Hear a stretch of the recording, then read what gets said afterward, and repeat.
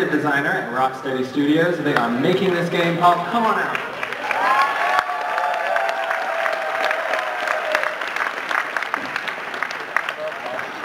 Following him is Mr. Paul Dini, writer, who is making it.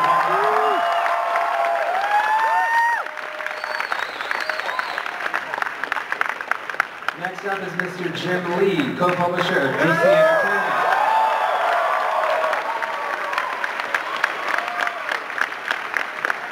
There we go. Next is Mr. Kevin Conroy, the voice.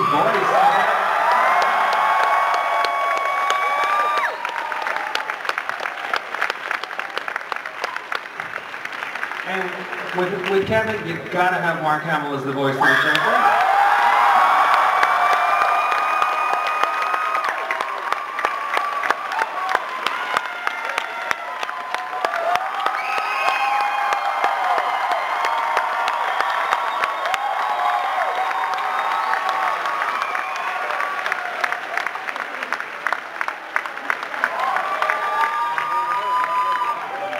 And I am very proud to announce a new member of the family up here on the stage. We will be announcing that Talia Al Ghul will be not only in Arkham City, but she's going to be voiced by Miss Stana Kotick. Come on out here.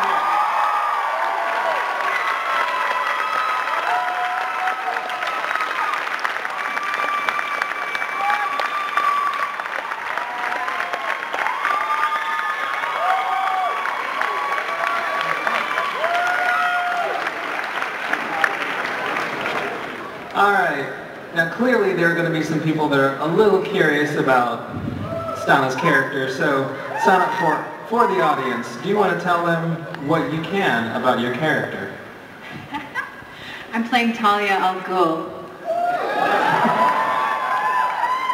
Give them a little bit more.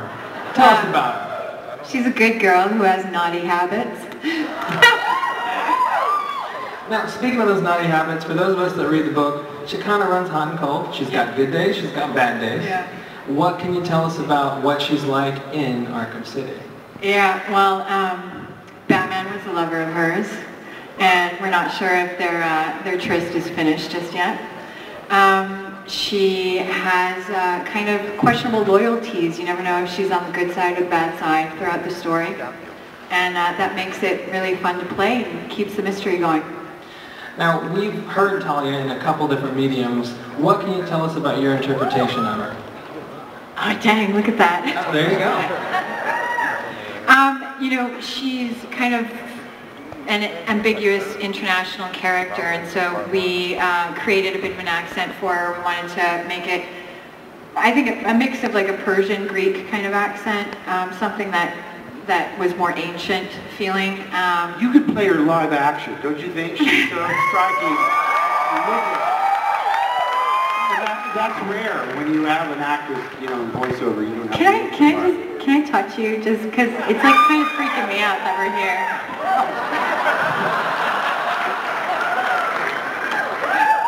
Yes, I'm old. But also awesome.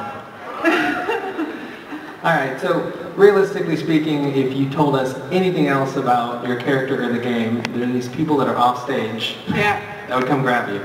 Any final thoughts before we dive in?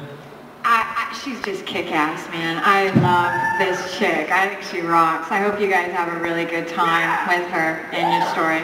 All right.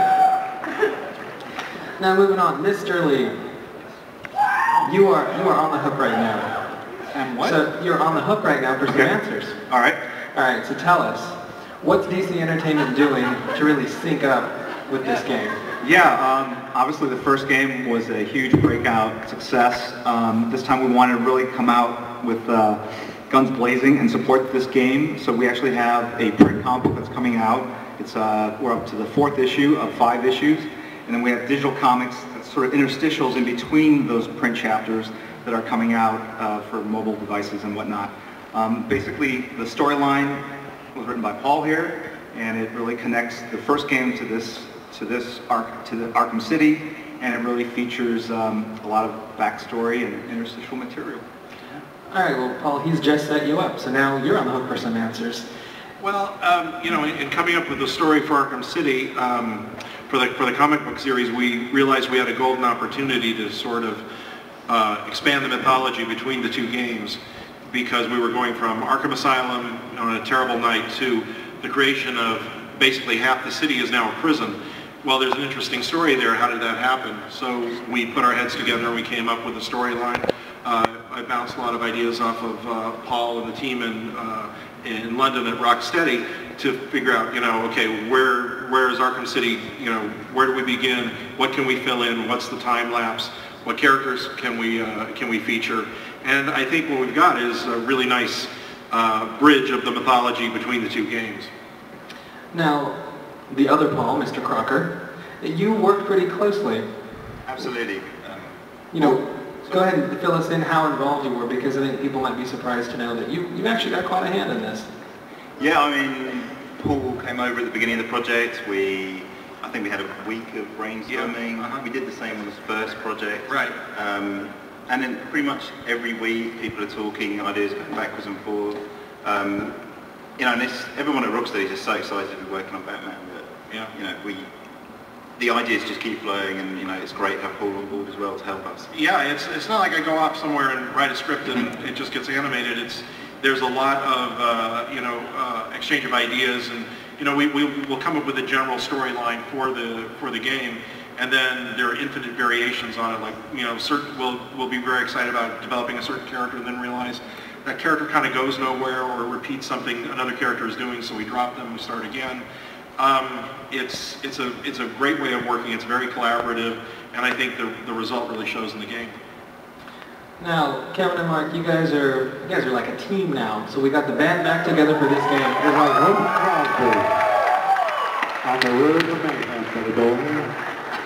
Hope and Crosby, that's what we are. That's what we are.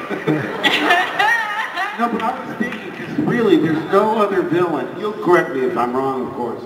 You'll know more than I do. But it seems to me that there's no other villain in the Batman mythology that it has had a more hands-on origin with Batman. I mean, Batman didn't throw acid into Harvey Dent's face. He didn't make Edward Nygma obsessed with riddles, but he did throw Jack Napier, or whoever he was under the Red Hood, into that solution. And one of the episodes that really illuminated a relationship for me was the one Paul Dini wrote called The Man Who Killed Batman, where Joker believes that some two-bit thug had taken Batman out. He became completely lethargic, listless, lost the will to live. It really made sense to me because they're so yin-yang in a way. It's a terrible irritant because there's almost a Stockholm syndrome element involved when you become enamored of the person that enslaves you. It's very complex. You need me and I need you. Yeah. Oh, baby.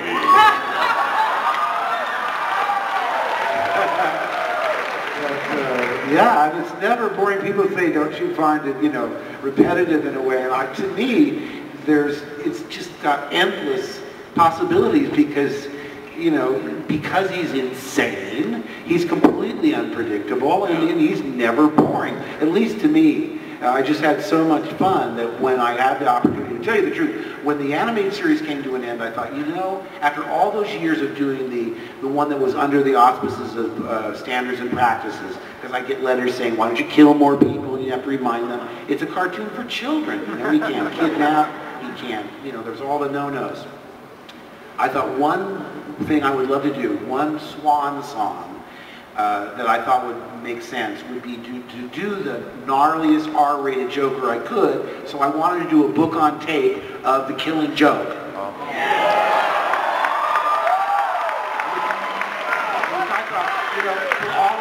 All of Joker's roles, that's his Hamlet, really. And before I had the chance to really sort of float that idea, I know, Alan Moore's famously standoffish when it comes to adaptations of his work, but I thought if it's a book on tape and we do it word for word, how can he complain? But then along came Arkham Asylum and gave me a chance to do one that is much more aimed at adult audiences.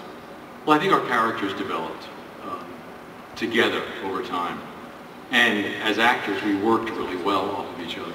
We both have a strong theater background. We play off each other really well, and that fed into it. It works like, it's like working with a musician. You can anticipate their rhythms, and it's really becomes a comfortable workspace. You know, I mean, I didn't realize how much I missed everyone until it all went away. Yeah. And you thought, see, I just took that for granted, that every job in animation is going to be that well written, that well cast, that well produced, Shirley Knight's music, all of it. I know. It just was so wonderful.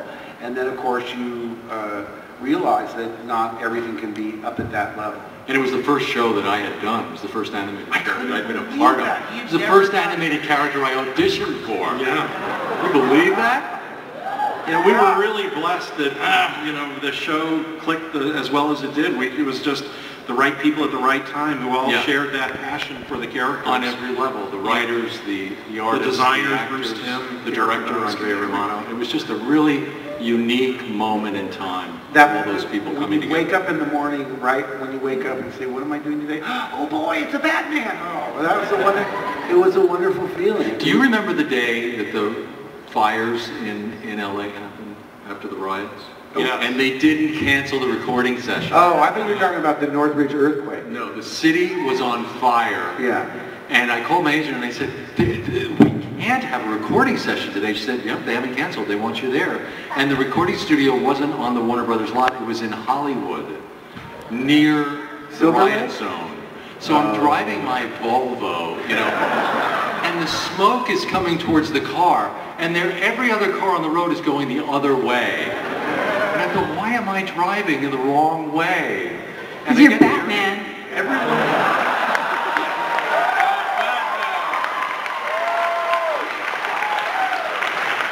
I am vengeance. I am the night. I am Batman. I drive down the wrong way on one-way streets. I remember that day because we were doing the recording, and I lived about a half mile away from Arlene Sorkin, and we would sometimes go to the sessions together. And as we were coming back, I was going to drop her. She had a business meeting later that day. And as we were coming back through Hollywood, we just saw this guy passing in front of us, pushing one shopping cart full of sneakers and pulling another one. And people were running back and forth with property out of different windows. And she just looked at me and said, "Drive faster." Yeah, people were comparison looting in those days. It was a wild Taking it from day. this window and going down. And every time the door to the studio would open, smoke would waft in. Finally, Andrea said, everybody's got to go home. You got to go home. But it was that kind of loyalty.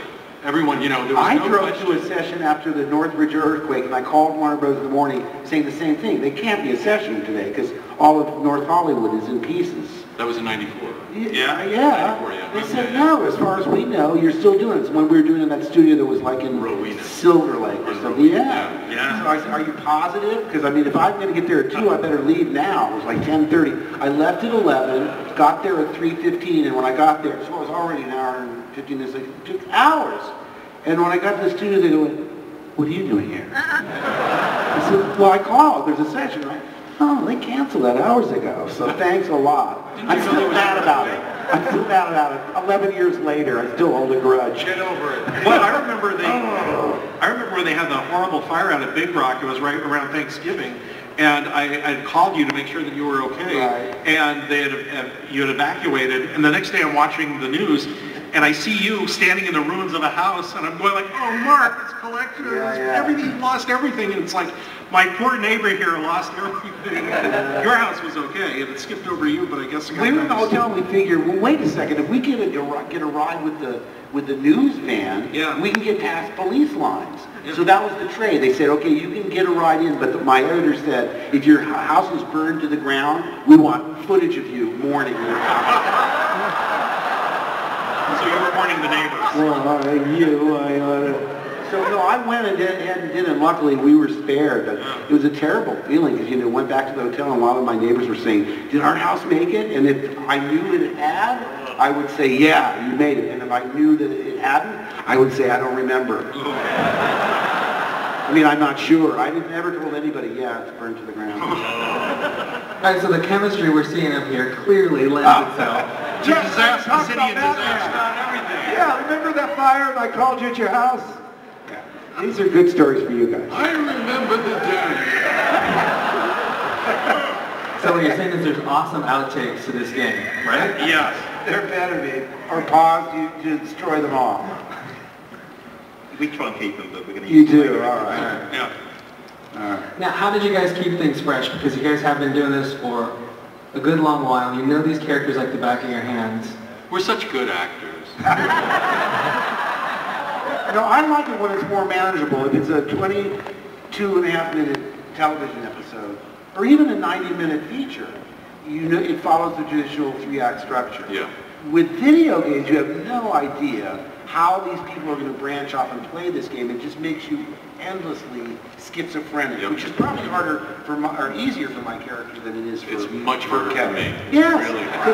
So how can Batman have a neutral response, a hugely negative response, or a hugely positive response to the same event? It's got to be terribly hard. And we'd like 3 takes of each line. Yeah. For hour after hour after hour. It's really a hard process. Much harder process. Because you can't keep track of everything. And also, too, Yeah. one thing that we can't ever know for sure is how the game is going to play. Yeah. You know, how the controls are going to work and whether you think it's a challenge or what. I remember I got a call from Nathan. My son goes, Dad, go to joystick.com. You guys got like a 9.4 or something. I'm going, is that good, son? Good. It's great. Get over there right now. So, yeah, you know, I was walking just down the hall 2 years ago for Arkham Asylum, and a guy with a British accent, this really happened, came up to me and said, congratulations, Mr. Hamill. I want you to know that Arkham Asylum is one of Guinness World Book of Records for the best reviewed comic book game ever. And he gave me this big plaque, and I posed for it, and then he took the plaque away and disappeared, and I never saw him again. So I want to know, is that really true, or was that a major prank? No, and I'm going to wind up on an Ashton Kutcher show or something? No, it's true. I mean, we did get in the Guinness Book of World Records. I was over in the studio when they came in and they did the photography with everybody. I thought you had to sit on a flagpole for about 3 weeks to get one of those things, but no. Oh, really? Well, it made me suspicious that he didn't let me keep the award. So I would have given it to, you know, whoever it belonged to, but I only had it for about 40 seconds.